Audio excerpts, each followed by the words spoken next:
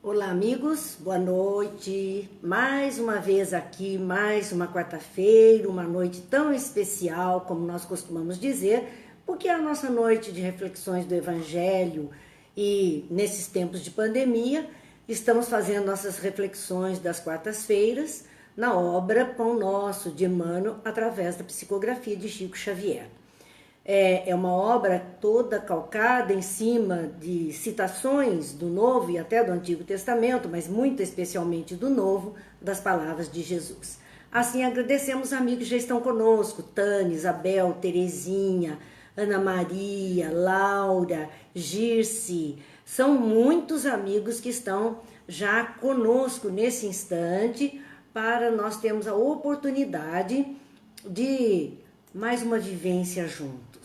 Então, meus amigos Jane, Dilza também chegando, a turma da quarta-feira, Cláudia, todos esses nossos companheiros que nas quartas-feiras temos a alegria de estar juntos e continuamos juntos, ainda que nesta forma virtual, mas estamos juntos. José Carlos também conosco. São muitos os amigos que estão participando conosco desse instante. Deixe-me tirar apenas um som para não ter um retorno muito difícil. Terezinha, Edith, Ana Clara. Vamos então, pessoal, vamos fazer a nossa prece. Uma noite hoje de tanto calor, né, aqui em Taubaté, e acredito que em muitos lugares. Quem sabe os nossos corações também estão mais aquecidos. Não é só a temperatura ambiente, mas a nossa temperatura de sentimentos, de emoções, de coração. Pai de bondade, que a sua luz e a sua paz esteja em nós, iluminando as nossas consciências, pacificando os nossos corações, despertando em nós, Pai, a fé e a esperança, para continuarmos a caminhada que ora estamos empreendendo. Que Jesus, o Mestre amado, possibilite junto de nós a presença dos amigos espirituais, daqueles bons amigos espirituais que velam por nós, que nos intuem, que nos inspiram, que nos amparam, e assim que a paz permaneça entre nós, agora e sempre. Que bom! Estamos aqui, nossa prece feita, Débora, Cidinha, também chegando aqui, participando conosco, e hoje nós vamos ver um capítulo 61 do livro Pão Nosso. E neste livro Pão Nosso tem como título O Homem com Jesus. É interessante, né, um título, O Homem com Jesus, porque o homem pode estar longe de Jesus, sem Jesus no coração. Vamos entender bem essa questão de Jesus. Não é a pessoa Jesus de Nazaré, filho de Maria e de José, mas é toda a mensagem que esse Espírito fantástico veio trazer à Terra e nos dar como ensinamentos. Então, o homem com Jesus é o homem que converge a sua atenção para os ensinos de Jesus e faz desses ensinos a sua trajetória de vida. Este é o homem com Jesus. É o homem que está lutando consigo mesmo, lutando com as dificuldades da vida, que fazem parte da nossa terra, do nosso momento, do nosso existir. E assim, este homem com Jesus se sente mais fortalecido. O homem distante da mensagem crística, que é a mensagem do amor a Deus, a si mesmo e ao próximo, e é isso que Jesus nos trouxe. Esta mensagem, o homem distante disso, é um homem árido, é um homem que sofre muito, porque ele não encontra escoras, ele não encontra sustentação para a sua vida. Então, viver com Jesus não é tão fácil como a gente pensa, porque às vezes a gente acha que basta abraçar essa ou aquela tradição religiosa, especialmente naquelas voltadas com as bases do cristianismo, que nós já estamos com Jesus. Muitas vezes nós até pela igreja nos aproximamos do discurso de Jesus, mas ele está muito longe de nós, porque não aplicamos em nossas vidas os seus ensinos, que nos que seriam as pontes que nos possibilitariam aproximarmos dele. Então, é para irmos pensando desde o título. Vamos lá, mais uma turma que eu não disse boa noite, que chegou aqui também. Marcos, Rosângela, vamos ver quem é mais que eu não vi. Cláudia, Jane, eu já tinha visto.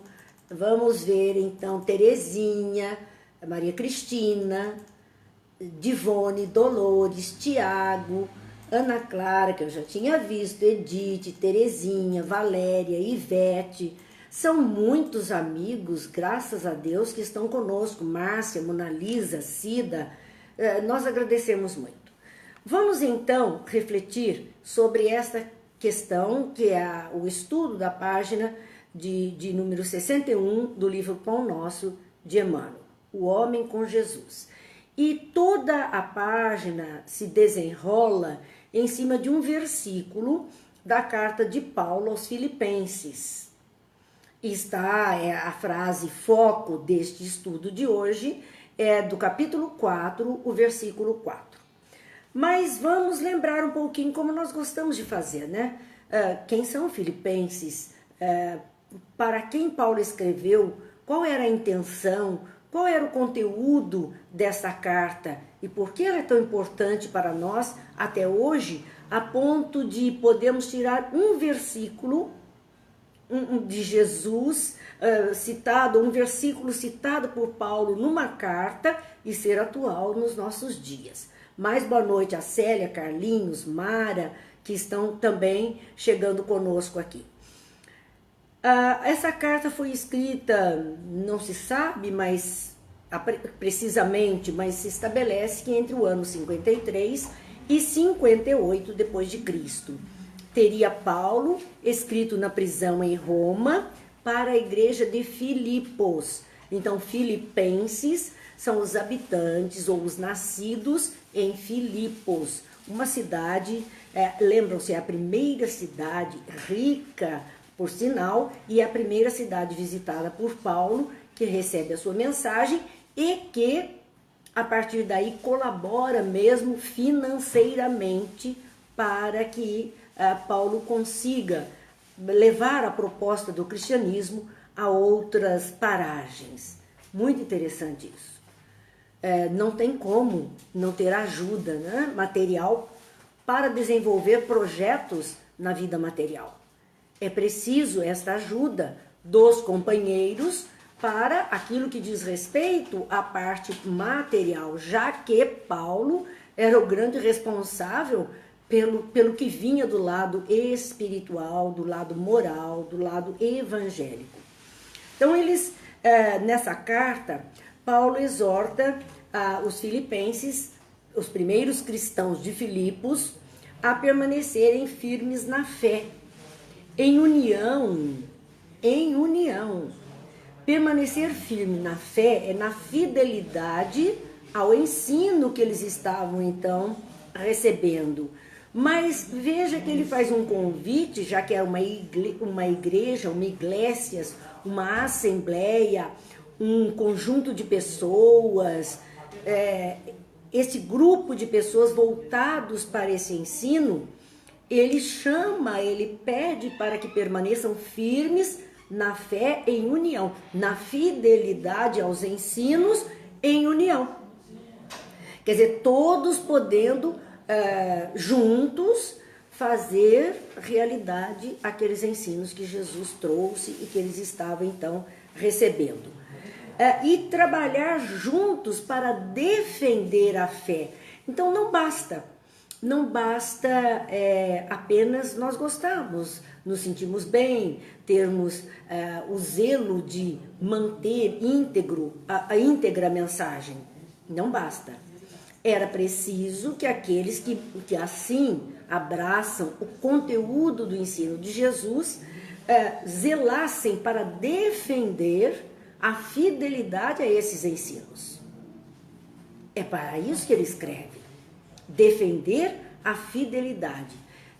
Há uma questão no Livro dos Espíritos, onde Kardec pergunta ao mundo espiritual: por que é que os maus têm tanto sucesso na vida, né? A maldade impera, os maus é porque os maus têm sucesso. Por que é que eles têm tanto sucesso? E aí a resposta dos espíritos é porque os bons são tímidos, são omissos. E em continuidade nós poderíamos dizer porque eles se unem para fazer o mal e os bons não se unem para fazer o bem. Essa é a questão. E é isso que Paulo está dizendo. Era preciso se unir para defender as ideias do Cristo, defender aqueles ensinos que estavam chegando. Assim, ele também convida os filipenses a orar a Deus e confiar nele, diz Paulo, traz a paz de Deus que excede todo entendimento.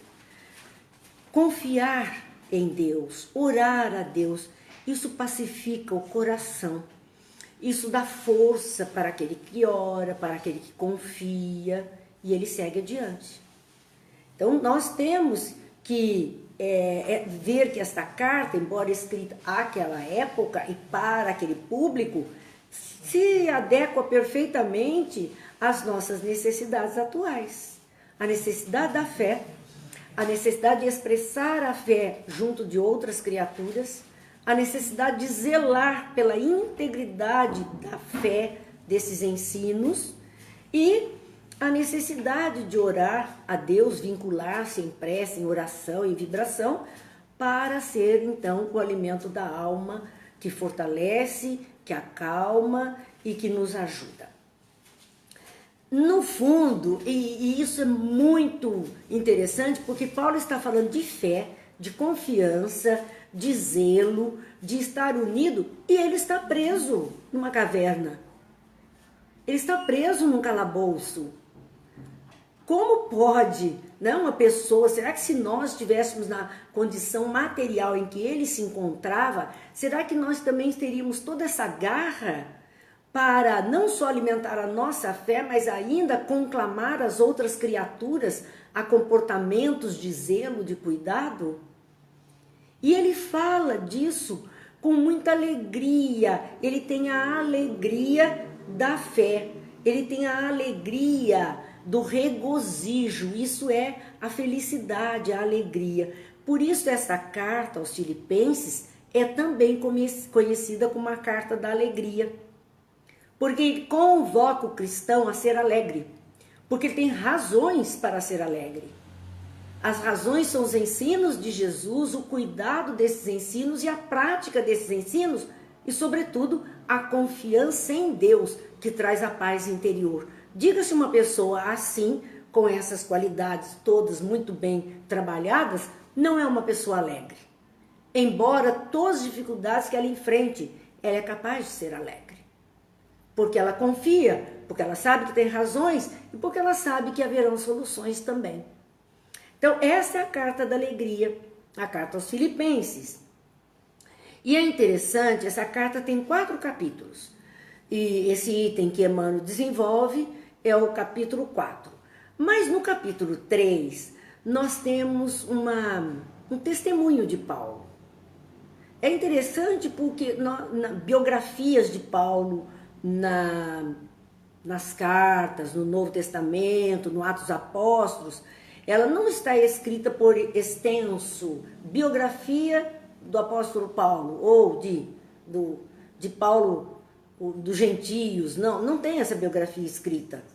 Mas, se nós lemos com atenção os livros, em cada momento há uma revelação da personalidade de Paulo. Em cada um há uma revelação. E aqui é ele mesmo dando um testemunho que é uma revelação de si mesmo. Nesse capítulo 3, nos versículos 6 e 7, ele fala dele mesmo dizendo: segundo o zelo, ele, Paulo, segundo o zelo, foi perseguidor da igreja, segundo a justiça que há na lei, irrepreensível. Então ele falava de Saulo de Tarso. O primeiro capítulo da sua encarnação, conhecida por nós, ou reencarnação. Nesse momento, ele está se referindo a ele enquanto doutor da lei. E ele diz, segundo o zelo, o cuidado, a tradição, o estudo, a disciplina, e a obrigatoriedade de zelar pela lei mosaica, pelo judaísmo, ele era um perseguidor da igreja que se estabelecia como a igreja do Cristo. Por isso ele perseguia cristãos, ele se sentia na obrigatoriedade para defender a lei antiga. Então ele ia para o embate. Segundo a justiça do merecimento, da questão de vivência, de aplicação da lei a si mesmo na própria vida, ele diz a respeito dele mesmo, segundo a justiça que há na lei, porque está lá, na lei de Deus, que cada um receberia de acordo com o que estava dando. Ele diz assim, irrepreensível, porque tinha os mandamentos, não matar, não roubar, não cobiçar, todos aqueles mandamentos, ele era irrepreensível. Ele cumpria os preceitos, os mandamentos, então ele mostra um perfil de Saulo de Tarso, de homem reto, íntegro, cumpridor dos deveres, das obrigatoriedades, zelador mesmo da lei antiga. E no versículo 7, ele diz assim, mas o que para mim era ganho, porque para ele era ganho cumprir a lei, defender a lei mosaica, cumprir os preceitos, para ele era glória, era ganho, ele estava destinado a um Éden, porque era um cumpridor, um fiel cumpridor da lei. Então, mas para mim, o que era ganho, reputei-o perda por Cristo. Ele colocou na condição de perda, ele perdeu tudo aquilo não contava mais, não fazia mais parte das suas conquistas por Cristo, porque a mensagem do Cristo não pedia perseguição aos irmãos, a mensagem do Cristo não pedia dureza de coração. Embora a lei antiga falasse sobre isso, por Cristo, não era assim. Então ele deixou tudo aquilo. Aí é Paulo. Então, no versículo 6, ele traça um perfil de Saulo. E depois, no 7º, do 3º capítulo, ele está falando dele já como Paulo. Tudo isso eu deixei por Cristo, pela mensagem de luz. Cristo é o iluminado. E é isso que ele está trazendo então. Bem, gente, falamos um pouquinho a respeito da carta aos Filipenses e desse Paulo de Tarso preso, porém consciente das suas ações, feliz por poder agir em nome do Cristo para que outras pessoas também conhecessem essa luz que ilumina as consciências e que abranda os sentimentos do coração. Era esse o seu desejo. Na página em que estamos vendo aí da página lição 61 do livro Pão Nosso, ela está baseada no capítulo 4. Nós falamos um pouquinho do capítulo 3, porque eu acho tão importante nós mostrarmos essa mudança, como a Lúcia diz, ele saiu da zona de conforto e foi para a luta do trabalho e do amor. Saiu daquilo que era o seu conhecido para avançar fronteiras desconhecidas até então. Então, no capítulo 4, ele está falando, depois de contar da sua própria mudança e da razão da sua mudança, ele diz àqueles cristãos, então, de Filipos, regozijai-vos sempre no Senhor. Outra vez digo, regozijai-vos. Regozijar-se, fique alegre, fique feliz. Fique feliz, fique alegre sempre no Senhor, com os ensinos de Jesus, com os exemplos de Jesus, vivendo aquilo que Jesus disse que seria o que traria paz e tranquilidade às nossas vidas. E para que não houvesse confusão alguma, ele diz assim, outra vez digo, ele reafirma, porque isso também é uma tradição. Quando Jesus diz, em verdade vos digo, era uma tradição, uma forma de falar e de dar um efeito maior, um valor maior àquelas palavras. Por isso ele diz, e outra vez digo, regozijai-vos, fique feliz, fique alegre, por conhecer tudo isso, por saber de todas essas coisas. Com base nesta fala, regozijai-vos e regozijai-vos, duas vezes repetidas, é que Emmanuel desenvolve um raciocínio a respeito, dizendo o homem com Jesus. Porque o homem com Jesus é esse homem que se regozija com a vida, com a possibilidade de servir, com as mudanças, com, mesmo diante das dificuldades, com o exercício da fé, da esperança, da confiança em Deus.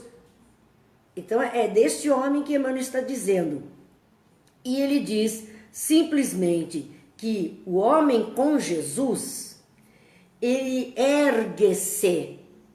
Então, lembram ontem, quando nós falamos da escala espírita, que as pessoas, haviam os espíritos imperfeitos, os espíritos bons, onde estão os superiores, e os espíritos puros acima. Então, nessa escala, a luz está cada vez mais brilhante, mais acima, e aqui mais sombra. Então, com Jesus, ergue-se o homem da treva à luz. Treva significa o desconhecimento, a ignorância, as grosseirias, a maldade, tudo isso é treva. E com Jesus, ele sai desse comportamento, desse estado de comportamento, estado mental e estado material de comportamento. Ele sai para fazer diferente. Então, eles com Jesus, ergue-se o homem, porque ergue-se, vai mais luz, ele está a caminho da luz, da treva à luz, da inércia ao trabalho. Com Jesus não tem conversa, nada de braço cruzado, nada de esperar que caia do céu por descuido, porque às vezes a gente até faz oração querendo isso mesmo. Mas o Jesus é um convite ao trabalho, à ação, porque a lei que rege o universo é de ação e reação. Então nós precisamos fazer um movimento que gere onda, energia, que bata no anteparo e volte para nós também. Esse é o movimento do universo, de tudo que está no universo. Então, com Jesus, é sair da inércia, e até da inércia interior, dessa dormência, a Lúcia falou em zona de conforto, a dormência da consciência, de permanecer na mesmice de sempre, na dificuldade de sempre, com comportamentos que estão aí, que a gente já viu que não é o melhor, não traz o melhor resultado. Então, sair da inércia ao serviço, ao trabalho, a fazer alguma coisa. Quando há uma expressão, o pessoal sabe que eu não gosto muito, que fala assim, vamos fazer a reforma íntima. Essa reforma eu não gosto muito, porque eu acho que essa ideia passa uma ideia de remendo. Eu prefiro transformação interior. Aí não é remendo. Aí nós estamos mudando tudo. Mudando tudo. Então, com Jesus, o nosso serviço é esse. Às vezes sair da inércia em que estamos, da mesmice do homem velho, como foi Saulo, para se tornar um Paulo. E isso foi muito serviço da parte dele, no coração, no conhecimento, na consciência e na vida social. Sair da ignorância à sabedoria. Já não dá mais para dizer eu não sabia, eu não sei, eu não conhecia essa lei do amor, eu não conhecia a lei do retorno, eu não sabia da reencarnação, a gente está sabendo de tudo.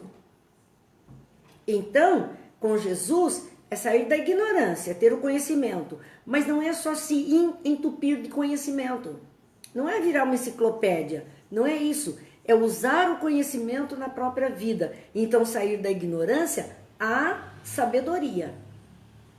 Sabedoria. Do instinto à razão, porque essa é uma das questões do Livro dos Espíritos, que fala que no início Porque os animais têm um instinto e um princípio de inteligência. O homem traz ainda instinto, mas o princípio de inteligência se desenvolveu numa inteligência cada vez maior que torna a razão, a lógica. Então é sair do instinto de ação somente instintiva, que é mais animalizada, para a razão, a ação pensada, a ação escolhida, refletida. Isso cobra maturidade. Com Jesus é sair da força ao direito nas conquistas. Por quê? Porque a época do Cristo, como eram as conquistas? Nas guerras, nas lutas, na força, um tomava posse das coisas do outro. Se nós vamos ler o romance Paulo e Estevão, que é fantástico, quem não leu ainda deveria ler, de onde nós tiramos a prece dos aflitos de ontem, um trecho dela, quando nós vemos como eram conquistadas as cidades, as casas, propriedades. Avançavam, adentravam soldados, homens armados e tomavam a propriedade do outro, colocavam o outro na rua, às vezes faziam muitas judiações com as outras pessoas. Então, era uma ação sempre de força, do mais forte sobre o mais fraco, fisicamente falando. Com Jesus, não é esse o caminho para se conquistar alguma coisa.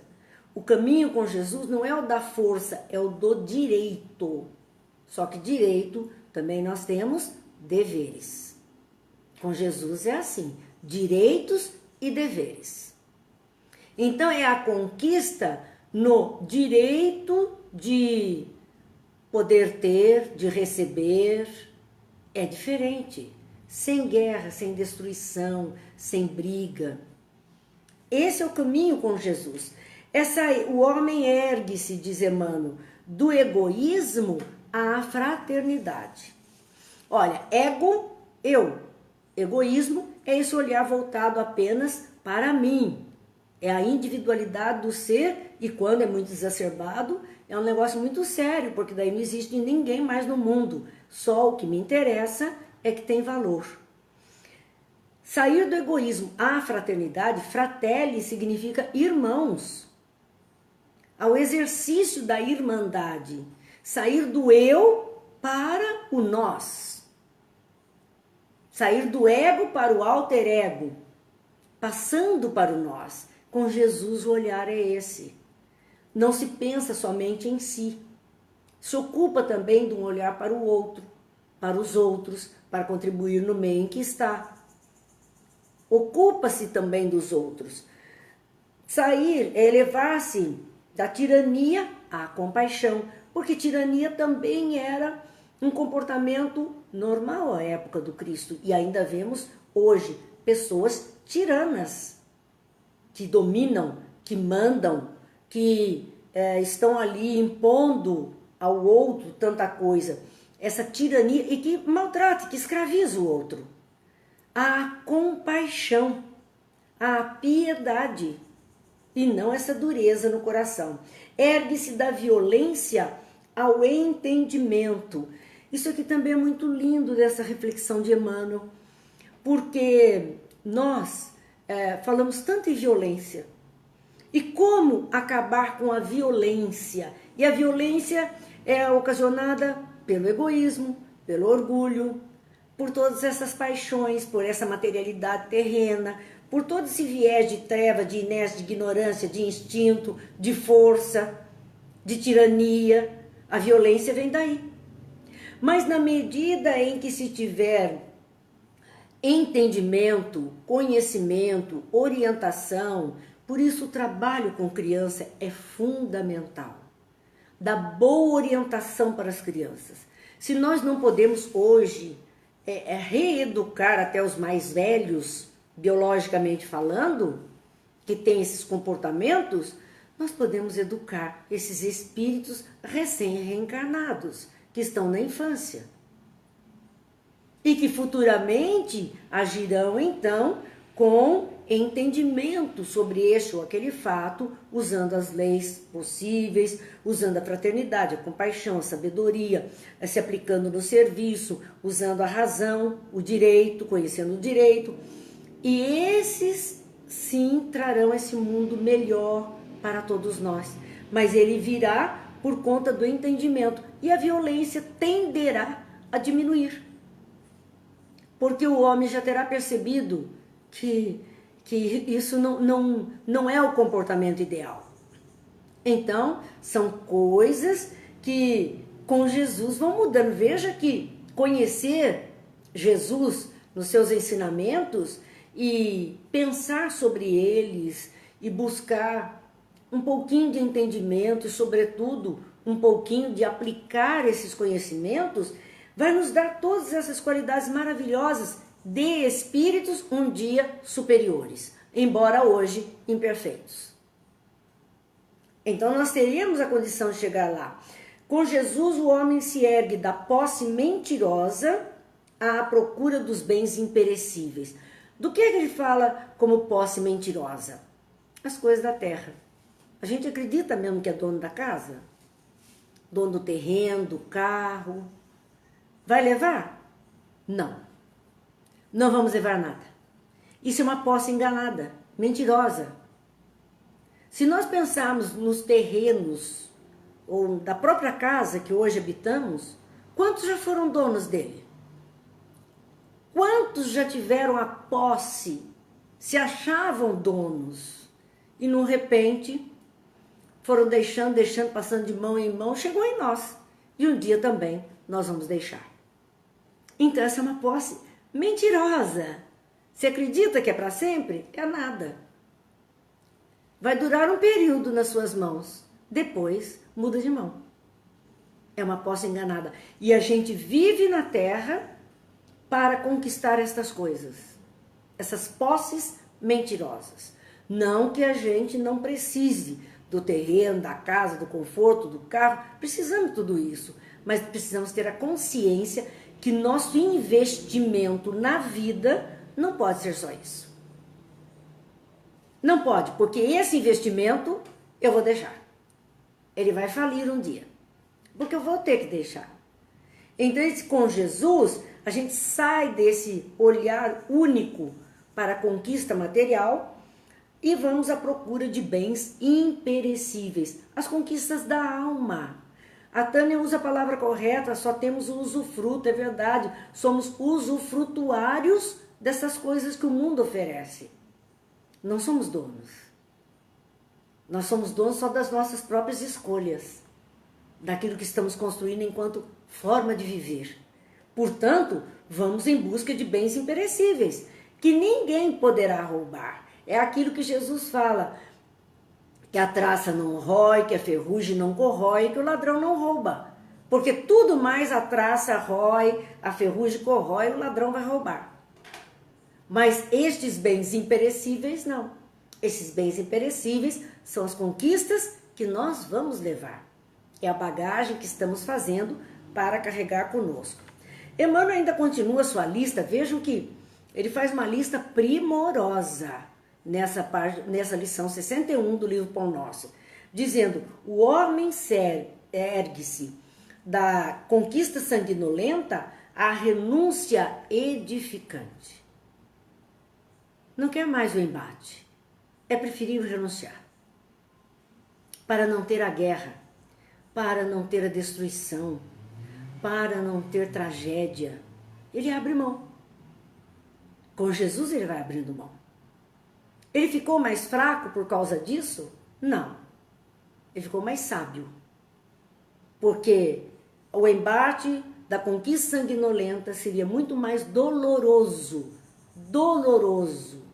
A Cláudia pergunta: Marina, mas por que todos nós, sabendo disso, ainda somos tão materialistas e egoístas?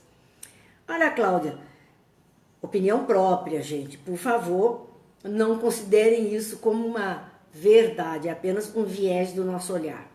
Entendemos que ainda permanecemos materialistas e egoístas porque o homem velho, o Saulo de Tarso em nós, ainda é muito ativo O Paulo de Tarso em nós ainda não nasceu.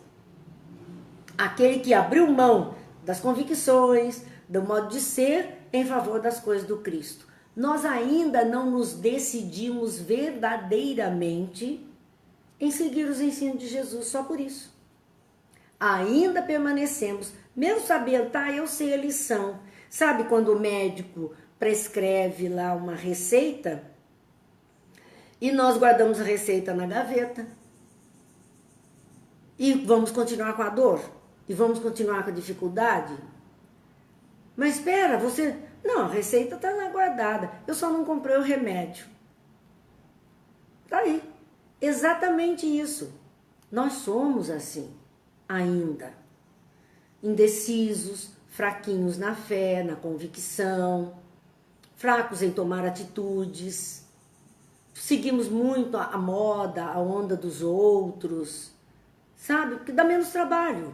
Eu não preciso pensar, eu não preciso enfrentar nenhuma dificuldade, eu não preciso ser olhado como uma pessoa diferente, porque a pessoa que verdadeiramente queira viver o Cristo vai ser olhado como diferente na sociedade em que estamos vivendo, vai ser tomado por bobo, não por bom. É assim. E às vezes a gente não está ainda capacitado, não se capacitou para poder fazer algo melhor por nós mesmos. Eu acredito que seja por isso, viu, Cláudia? É opinião pessoal, eu estou dizendo, não é nada citação de ninguém. Isso é lava própria mesmo, reflexão que a gente faz com a gente mesmo e que eu acho que é o modo que a gente vê essas coisas. Mas estamos num exercício, nós estamos num trabalho, nós estamos nesse crescimento, nesse aprendizado. Então tenhamos um pouquinho de paciência conosco mesmo. Isso se chama auto-amor. Mas tenhamos esse auto-amor até em olhar para nós mesmos e observar as arestas pontiagudas, talvez os maiores espinhos, e a gente tentar trabalhar esses. Não dá para tudo. Escolhe um, o que for mais gritante. Trabalha esse. Depois que esse ficou melhorzinho, escolhe outro. E assim nós vamos progredindo. Porque não dá para consertar tudo de uma vez. Não vamos conseguir fazer isso. Então Emmanuel continua aqui. Ele ergue-se da exortação à justiça. Porque às vezes nessa exortação nós estamos assim no clamor, na força, mas não aplicamos verdadeiramente essa lei de amor que Jesus fala. Ficamos muito no blá blá blá e acabamos por não atender a necessidade. Ele se ergue da dureza à piedade. Dureza, porque tem pessoas que não têm piedade mesmo. Nem é bom a gente entrar nesse campo, que seriam cenas muito terríveis para a gente comentar. Causada pela impiedade humana. Impiedade humana. Mas quando ele conhecer, quando ele entender a mensagem do Cristo e sentir a necessidade de aplicar em si mesmo esse conhecimento, ele vai sair dessa dureza. Para o quê? Para a piedade. Para o amor ao outro. Da palavra vazia ao verbo criador. Olha o que Emmanuel está dizendo. Ele vai erguer-se da palavra vazia.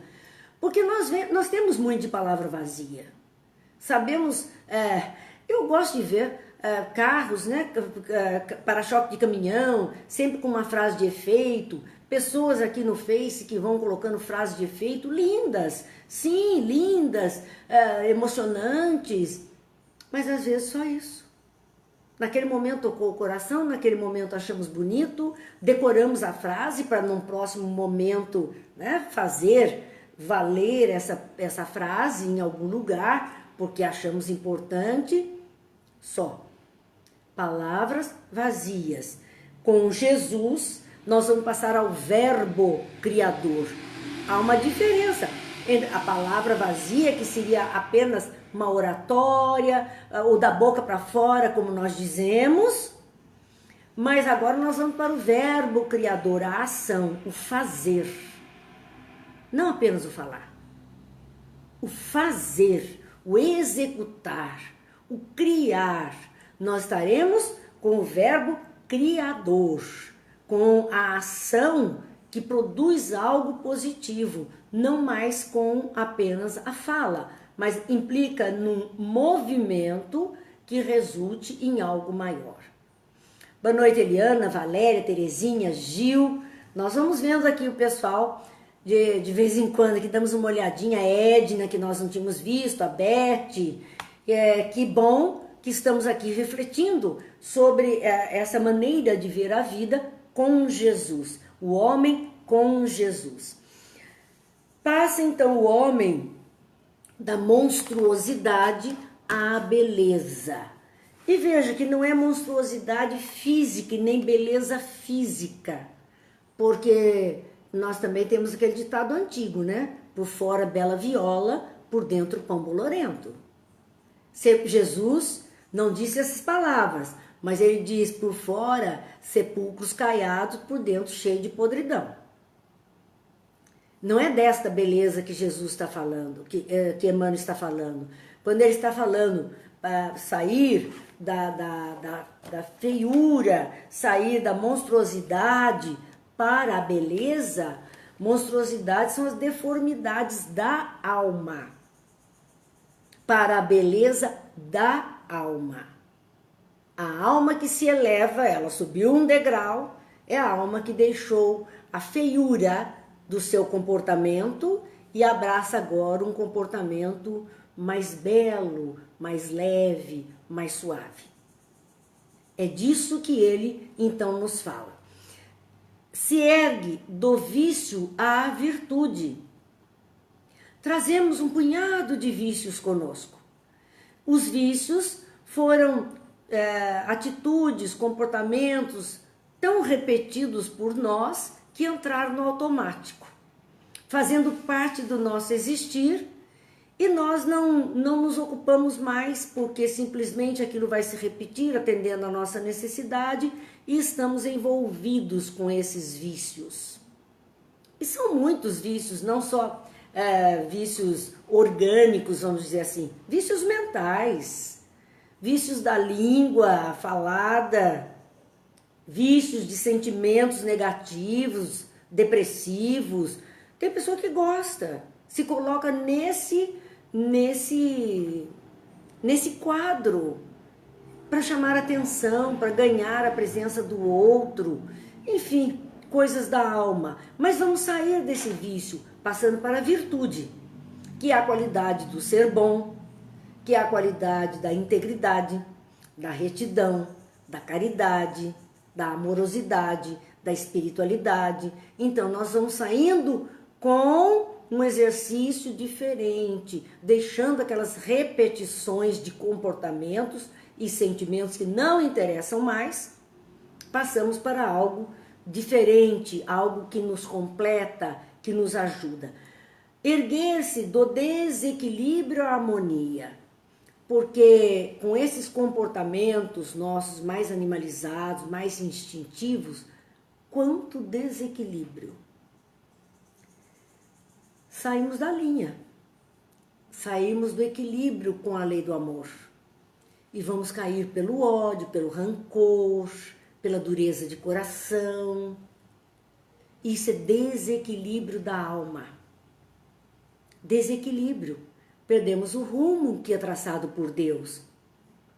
Com Jesus, vamos recuperar isso e vamos à harmonia com a lei. Nos harmonizamos com a lei. Vamos lá, boa noite, Mona Lisa, Leda, Geraldo, que estão conosco também.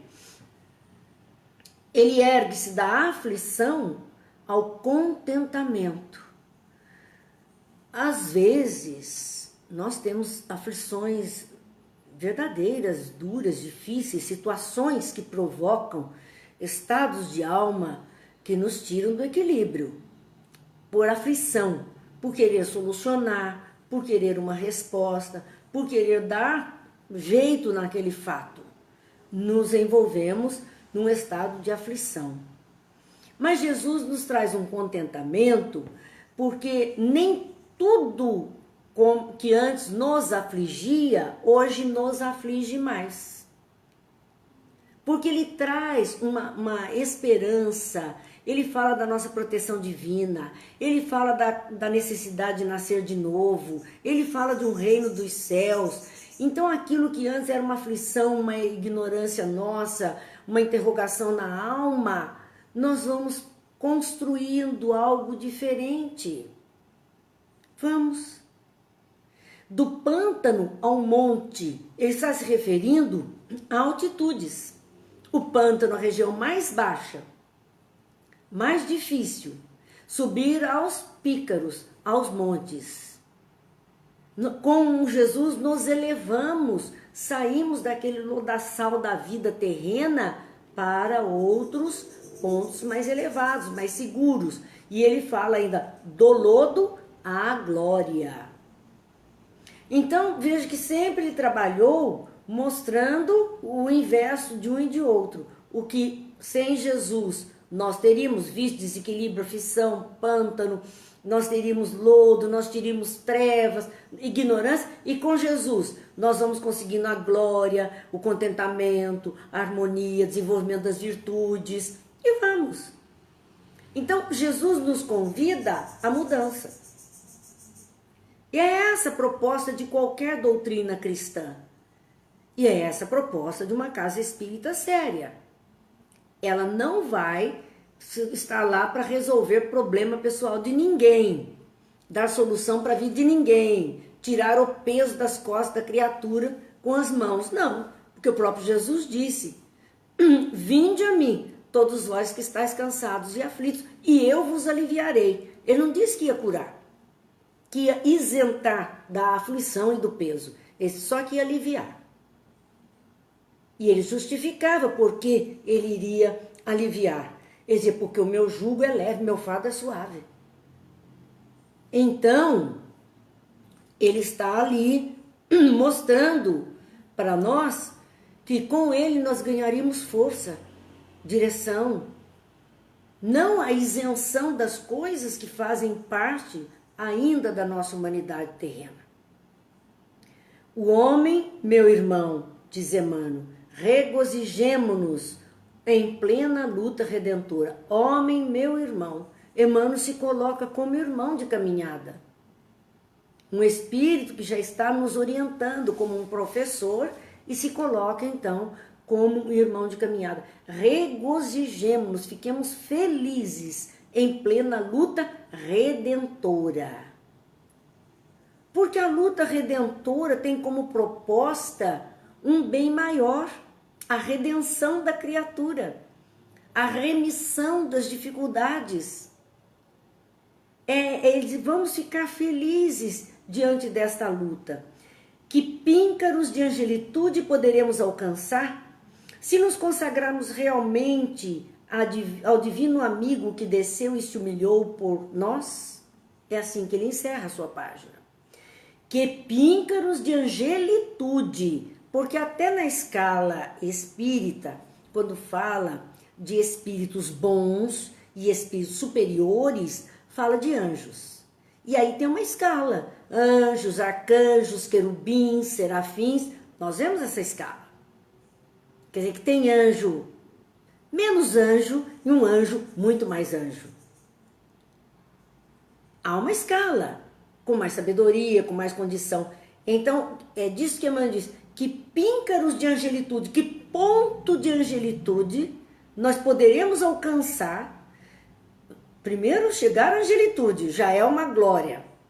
Agora, que tipo, né, de anjo poderíamos alcançar se nos consagrarmos realmente, abraçarmos a causa do divino amigo que desceu e se humilhou por nós? Imagine com todas essas propostas que nós vimos de mudança, porque a página inteira ele fez uma lista de mudanças do comportamento atual do homem e daquilo que com Jesus ele pode se transformar. É uma lista enorme de mudanças. Então ele traz essa lista dizendo, imagine essa é a lista de agora. Imagine quando atingirmos harmonia, contentamento, fé, desenvolvermos virtudes. Quando isso acontecer em nós, onde nós podemos chegar? A angelitude. E em que categoria de anjos nós poderemos chegar? Porque os anjos são espíritos que evoluíram e chegaram a esse ponto. Alguns aqui mesmo, no planeta, outros em mundos mais evoluídos. E se apresentam, então, como anjos para nós, espíritos superiores, boníssimos, de conhecimento, de luz, que podem nos ajudar, que nos orientam, que nos guiam, que nos socorrem. São esses trabalhadores do Cristo. Quer dizer, podemos nos tornar isso também, se abraçarmos realmente os ensinos do Divino Amigo. Essa recomendação. Então, nessa pergunta, que píncaros de angelitude poderemos alcançar se nos consagrarmos realmente ao Divino Amigo que desceu e se humilhou por nós? No momento, nós ainda estamos na escalada da fé, da fidelidade. E aí a gente vai ver que Paulo trata disso, é o ponto em que ainda estamos, não chegamos, poderemos e vamos atingir a angelitude um dia. Por ora, estamos ainda em humanidade. E dentro dessa humanidade, qual seria o contributo de Jesus para nós? Nessa vidinha humana que nós temos aqui, cheia de dificuldades. A fé. E ele narra isso nessa carta aos Filipenses. Nós vimos todo esse tratado de Emmanuel, capítulo 4, versículo 4, falando do regozijai-vos. Mas se nós andarmos um pouquinho adiante, vendo os versículos 6 e 7, deste mesmo capítulo 4, nós vamos ver duas falas de Paulo, assim, muito importantes.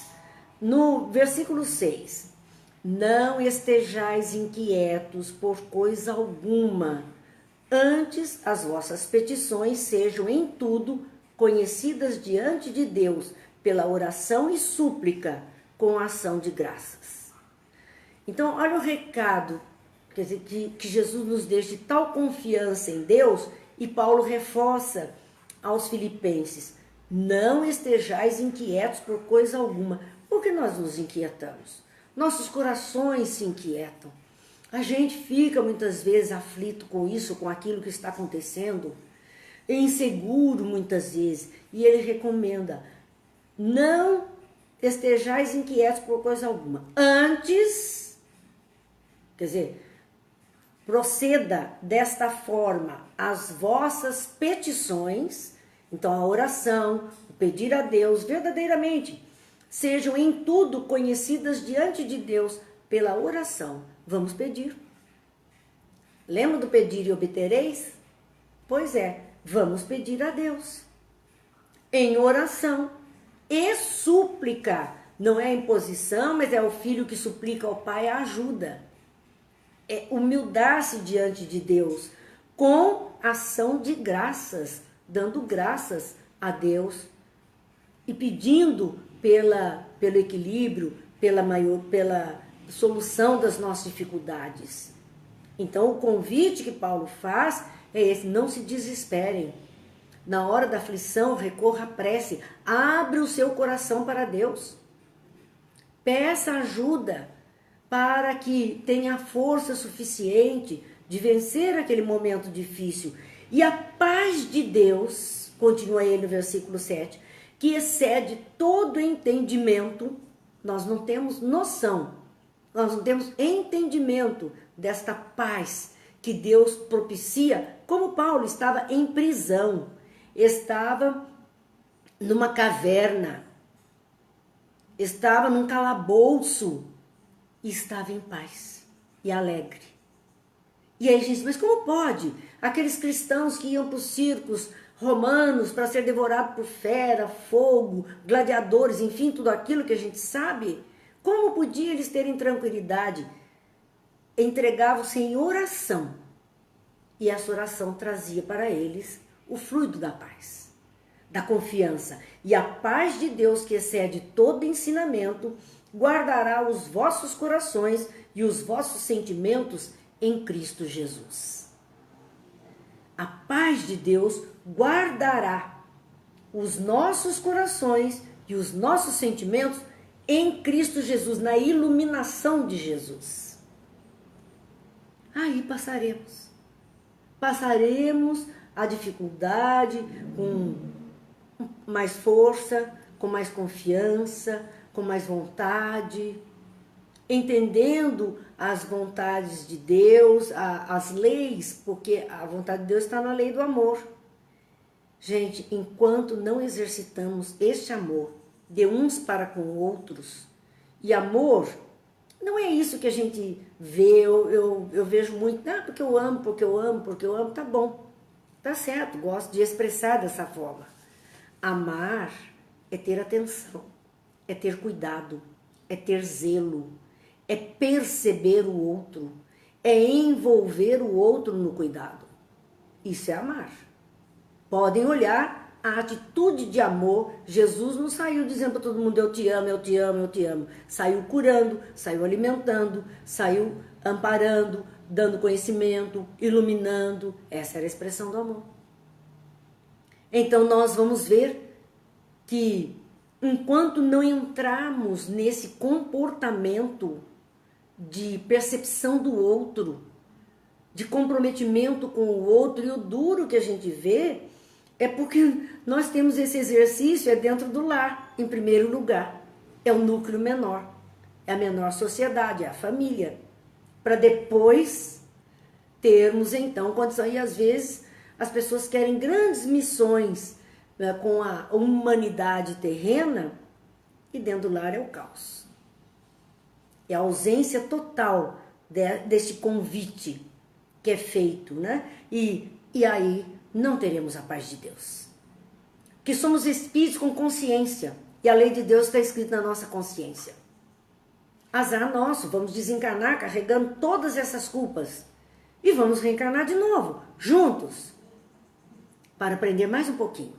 Quem sabe agora a gente se aproxima, quem sabe consegue vencer barreiras e nos transformarmos, nos colocarmos em condição melhor.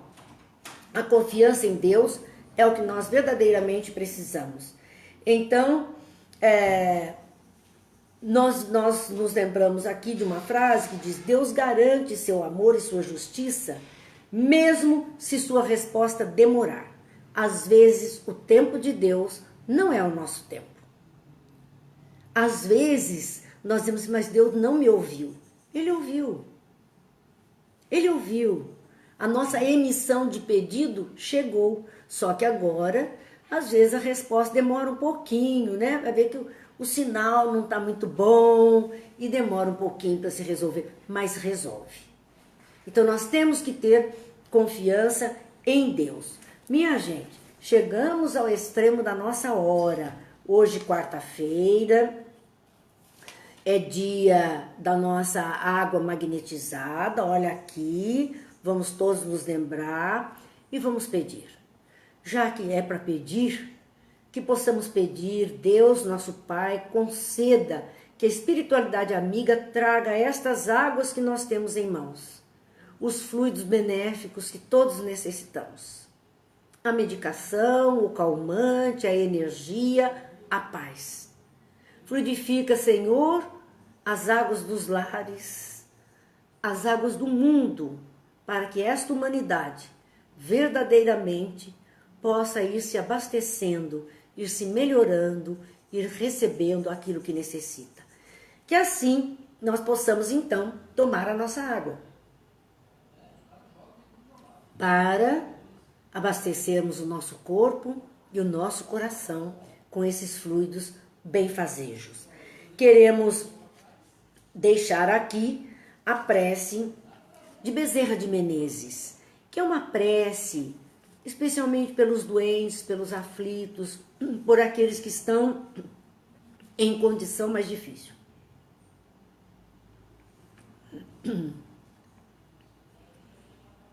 Nós te rogamos, Pai de infinita bondade e justiça, as graças de Jesus Cristo, através de Bezerra de Menezes e suas legiões de companheiros, que eles nos assistam, Senhor, consolando os aflitos, curando os que se tornem merecedores, confortando aqueles que tiverem suas provas e expiações a passar, esclarecendo aos que desejarem conhecer e assistindo a todos quanto apelem para o teu infinito amor. Jesus, divino portador da graça e da verdade, estende tuas mãos dadivosas em socorro daqueles que te reconhecem como despenseiro fiel e prudente. Faze-o, divino modelo, através de tuas legiões consoladoras, os teus santos espíritos, a fim de que a fé se eleve, a esperança aumente, a bondade se expanda e o amor triunfe sobre todas as coisas. Bezerra de Menezes, apóstolo do bem e da paz, amigo dos humildes e dos enfermos, movimenta as tuas falanges amigas em benefício daqueles que sofrem, sejam males físicos ou espirituais.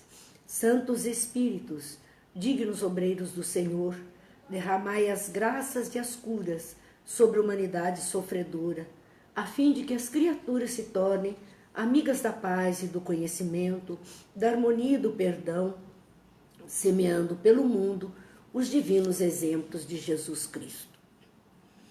Que Deus nos abençoe, que Jesus nos ilumine, que a paz esteja em todos os corações, em todos os lares, e que as luzes se façam sobre os nossos governantes do mundo, para que as nações consigam se irmanar e seguir adiante numa jornada de luz. Muita paz, até amanhã, se Deus quiser, quando mais uma vez estaremos aqui às 20 horas para novas reflexões sobre os ensinos de Jesus. Deus abençoe a todos.